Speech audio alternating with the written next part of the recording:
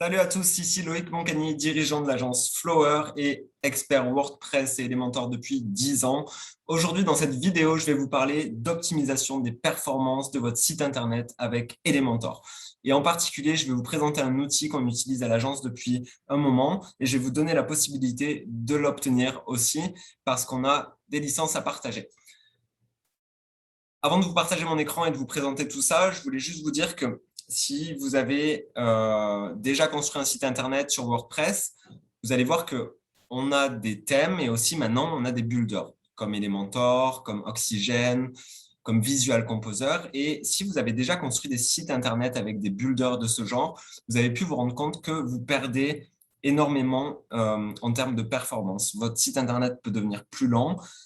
Certes, c'est facile parce qu'il y a plein de templates et c'est du drag and drop, donc on peut facilement construire des choses, mais il faut vraiment veiller à ne pas utiliser toutes les ressources que ces builders vous proposent parce que ça peut vite devenir embêtant et votre site peut vite s'alourdir, pardon, et, et par conséquent, en fait, perdre en vitesse de chargement et en performance et vous pouvez perdre des visiteurs et perdre des clients comme ça. Donc, ça me tenait à cœur de faire cette vidéo et surtout de vous montrer comment vous pouvez facilement optimiser votre site internet qui est créé sur WordPress et Elementor. J'arrête de parler, c'est parti, je partage mon écran et je vous présente Toolkit for Elementor. OK, donc Toolkit for Elementor, c'est un plugin qui a été créé par Charles, quelqu'un avec qui on échange pas mal, étant donné qu'on utilise ce plugin depuis ses tout débuts. Donc, on était des bêta-testeurs, on était au tout début. C'est un plugin qui va vous aider à améliorer les performances de votre site Internet. On parle d'Elementor, mais ça va un peu plus loin. Ça va vous permettre de gérer des histoires de cache, des histoires de CDN, des histoires d'optimisation des polices Google. Ça va vous aider à décharger certains scripts. En gros, c'est une espèce de, comment dire, d'outil d'aide à l'optimisation qui est un peu plus facile à gérer que d'autres plugins d'optimisation comme WP Rocket ou W3T qui peut devenir très complexe quand on ne connaît pas les tenants et aboutissants, par exemple, du côté serveur, de tout ce qui est CDN. Enfin, ça se trouve, je vous dis des mots, vous ne devez même pas comprendre ce que c'est. Mais bref, en gros, cet outil va vous permettre de améliorer les performances de votre site qui utilise Elementor, mais en même temps, ça va vous guider parce qu'il y a des guides en fait qui vous permettent de suivre étape par étape les recommandations pour pouvoir avoir un site qui tourne plus rapidement. Il y a des mises à jour, etc. C'est recommandé par Elementor. Ça permet d'améliorer les core web vitals et ça vous permet de customiser même les administrations de WordPress. On peut même avoir un tableau de bord avec Elementor. C'est plutôt sympa. Nous, on fait ça pour nos clients parce que ça nous permet d'avoir un tableau de bord dédié à eux avec des vidéos de formation qui permettent de gérer son site internet. Donc, quand on fait un site, par exemple, on met un tableau de bord avec tout le kit et il va y avoir comment ajouter un article, comment modifier une page avec Elementor, comment changer le header, etc. Ensuite, on a donc des tarifs. Tout simplement, je vais vous les partager. Pour un freelancer, jusqu'à 3 sites, ça va être 49 € par an. Pour un professionnel, ça va être 99 € par an. Et pour des entreprises, ça va être 200 € par an. On a la version entreprise et on a donc un accès illimité en termes de sites. Je vous le dis maintenant, si vous voulez essayer, si vous voulez une licence, contactez-nous et on peut vous l'installer sur votre site internet. Ce sera avec plaisir que vous pourrez tester pour pouvoir améliorer les performances de votre site internet.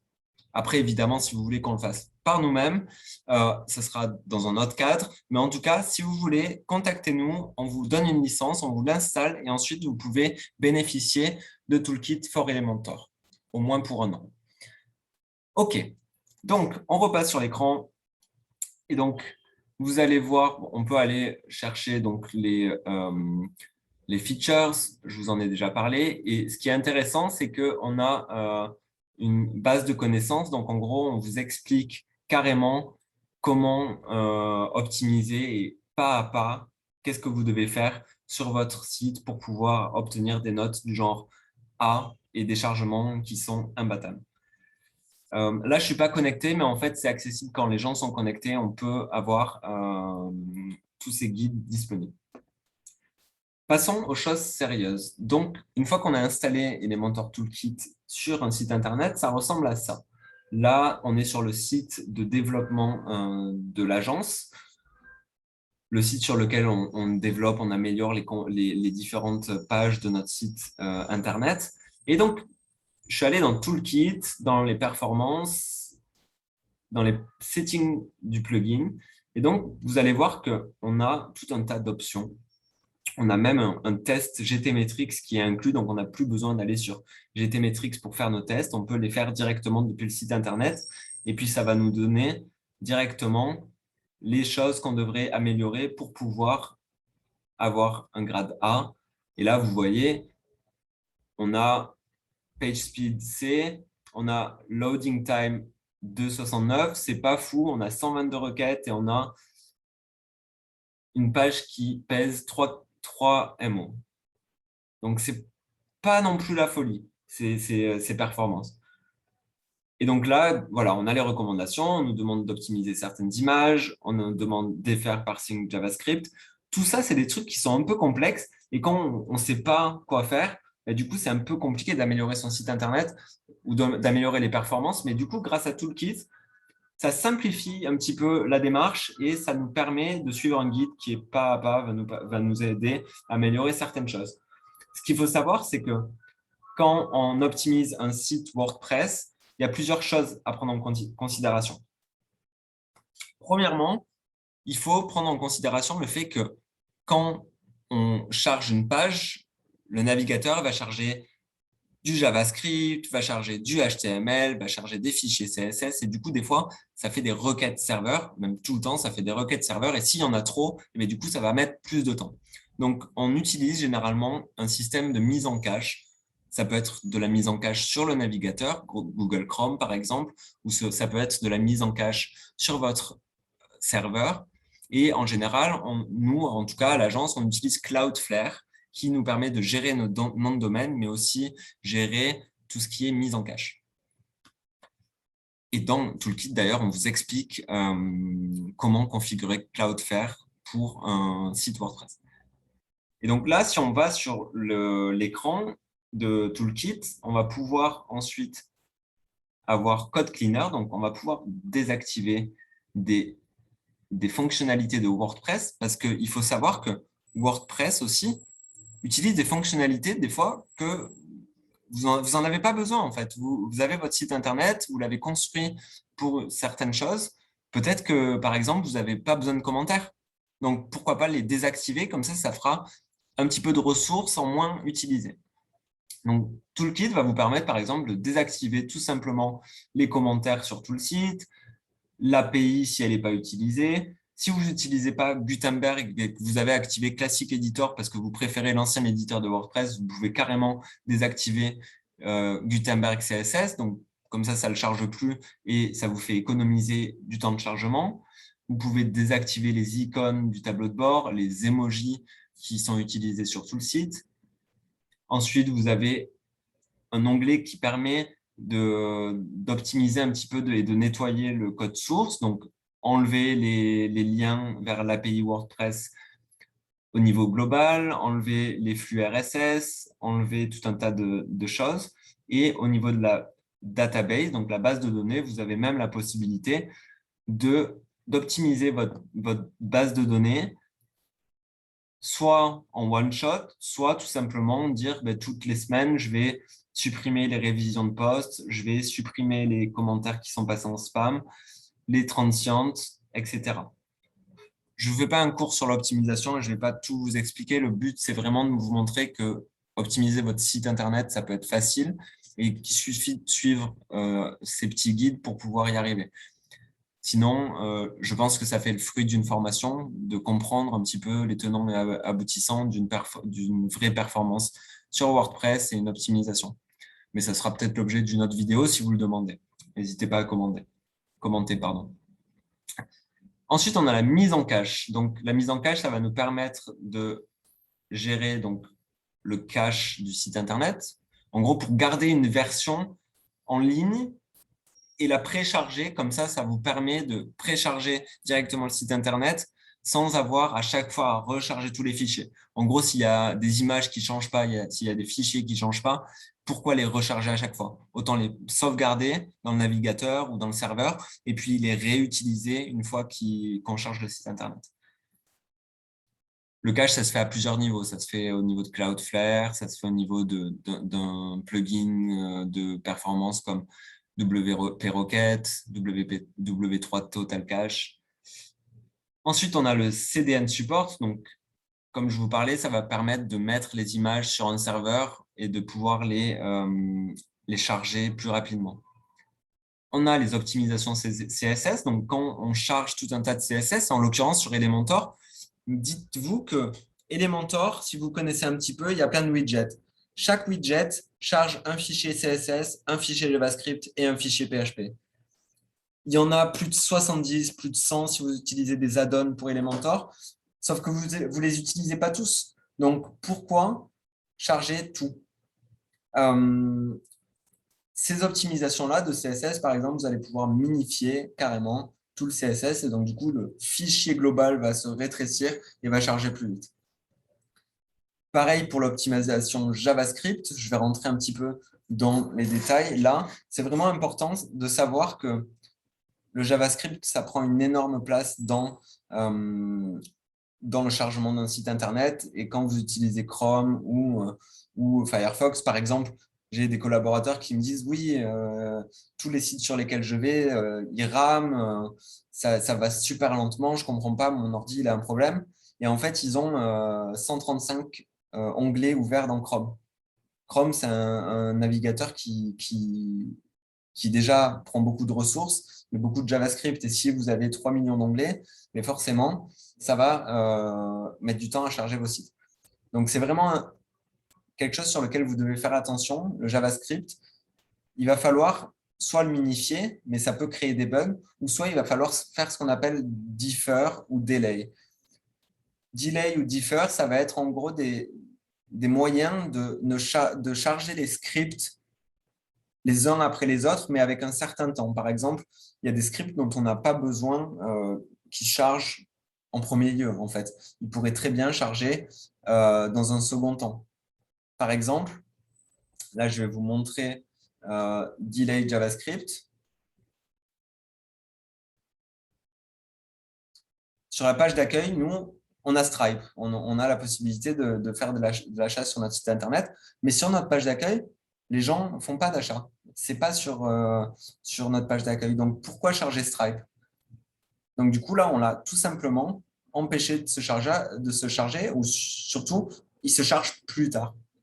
Et pareil, Globally, là, on a mis certains types de fichiers JavaScript qui vont se charger qu'une fois que la page est chargée, en fait. Une fois que la page d'accueil est chargée, ça va nous charger ces fichiers JavaScript. Exemple, Google Tag ou Google Analytics, ce genre de choses. Ensuite, on va avoir une optimisation des polices. Donc, on va optimiser les polices Google parce que pour chaque police Google, c'est encore un fichier chargé. Et un fichier chargé, c'est une requête de plus. Et donc, votre page va mettre longtemps à charger. Et ici, on a mis le lien vers les polices de Fontawism, qui sont les icônes, et les polices qu'on utilise sur le site Internet pour que ça les précharge et que ça les charge plus rapidement sur le site Internet.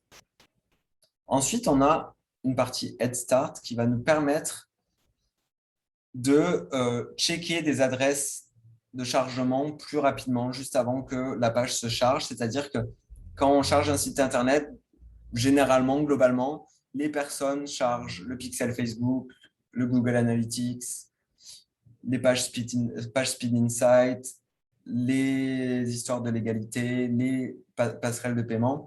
Et du coup, avec Prefetch DNS, on va pouvoir précharger, en fait, regarder comment expliquer ça. Regarder un petit peu en amont les URL qui vont être chargés et pouvoir les analyser dès le départ pour que ensuite le flux, le flow en gros de chargement reste bien. Ensuite, on va avoir les optimisations des images. On va pouvoir activer le lazy load. Donc, en gros, ça va charger les images un petit peu plus facilement. Ça va rajouter des attributs de largeur et de hauteur à toutes les images, ce qui peut être utile pour éviter des erreurs et pour avoir une meilleure note sur WebDev ou GTmetrix. Et pareil pour les vidéos, on peut les charger en lazy load. Ensuite, on va avoir des tweaks pour le serveur. Vous voyez, en fait, dans Toolkit, on vous explique tout. Il y a une petite icône qui vous met, en gros, qu'est-ce que ça veut dire et à quoi ça sert. Donc, je ne vais pas vous expliquer chaque partie, mais en gros, là, du côté de serveur, ça va ajouter la compression gzip, on va pouvoir avoir des entity tags, on va pouvoir surtout avoir de leverage browser catching. Bref, toutes ces options sont assez utiles. Et ensuite, on a aussi un truc intéressant, c'est le Script Ninja. C'est un truc qui est nouveau dans Toolkit et franchement, j'adore parce que ça permet, en fonction des pages, de ne pas charger certaines librairies CSS. Donc là, si on prend l'accueil, par exemple, ou peu importe la page, Floor Tips,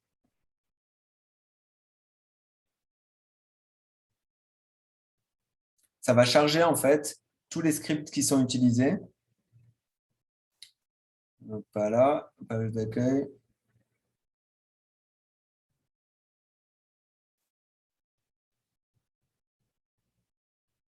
Invalid HTML page. C'est le comble si ça ne marche pas. Mais ça marche, ne vous inquiétez pas.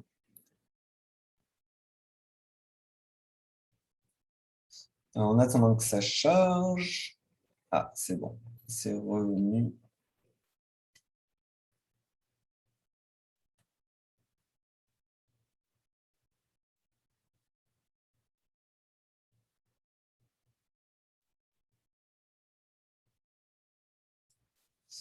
Pam, pam, pam.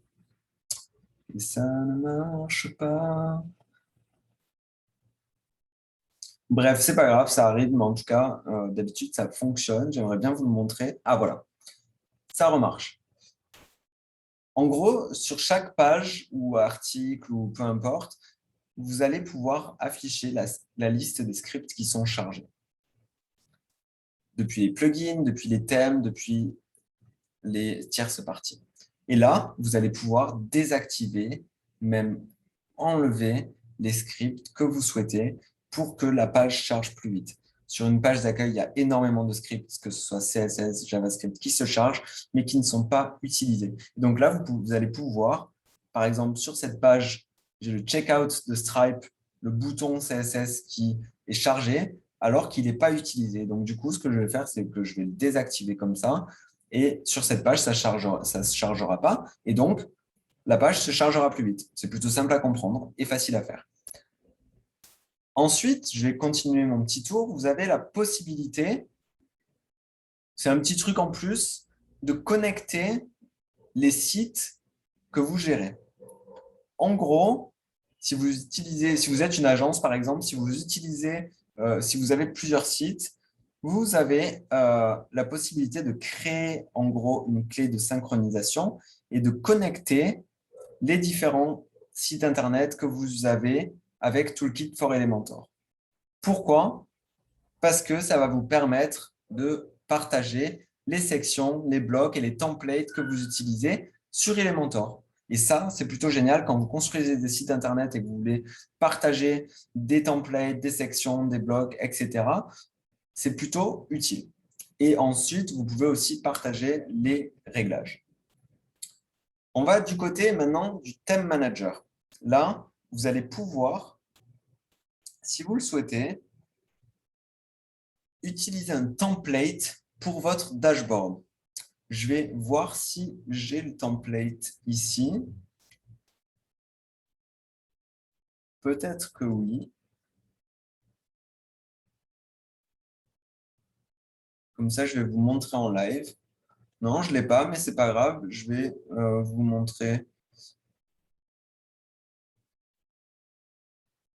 ça, par exemple. Si je mets ce template ici, et que je vais dans le tableau de bord de WordPress,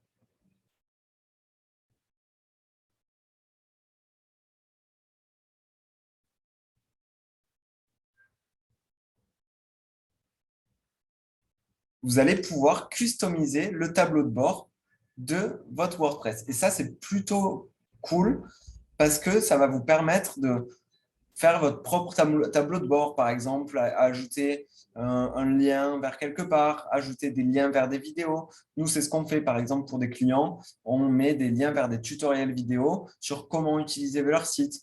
Et c'est vendu avec le site Internet. Quand on leur vend un site Internet, on va leur faire tout un tas de formations vidéo sur comment ajouter un article, comment ajouter le SEO, comment rédiger, comment créer votre page avec Elementor, comment désinstaller ou mettre à jour un plugin, etc. Et on fait le tableau de bord comme ça, il s'affiche, il est tout beau, et puis les gens, quand ils se connectent, les clients, ils peuvent avoir accès à tout ça rapidement. Donc, c'est vraiment une plus-value ajoutée à ce qu'on propose.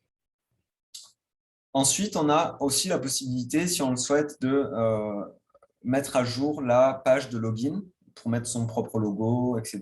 et de mettre une image de fond. C'est un truc, mais on en revient toujours au même en termes de performance, c'est que si vous ajoutez 300 000 plugins pour faire tout, mais du coup, c'est un peu compliqué à maintenir et ça charge super lentement, alors que le but, c'est d'avoir le moins de plugins possible qui utilisent le plus de fonctionnalités. Ce que beaucoup de personnes font, c'est qu'ils vont utiliser Elementor et ils vont rajouter un plugin pour mettre en maintenance leur site Internet, alors que Elementor, et vous pourrez le voir dans une autre vidéo, a déjà un système de maintenance en place. On peut même créer son template de maintenance. Et donc, du coup, on a juste à activer la maintenance via Elementor. Il n'y a pas besoin d'un autre plugin pour pouvoir faire ça.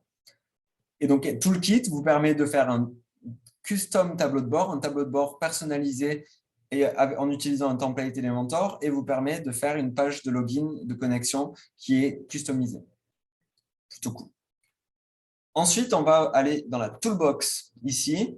Pareil, des fois on galère un peu pour ajouter du code, ajouter une balise de code Google Analytics, ajouter du pixel Facebook, etc. On va dans les fichiers de thème, etc.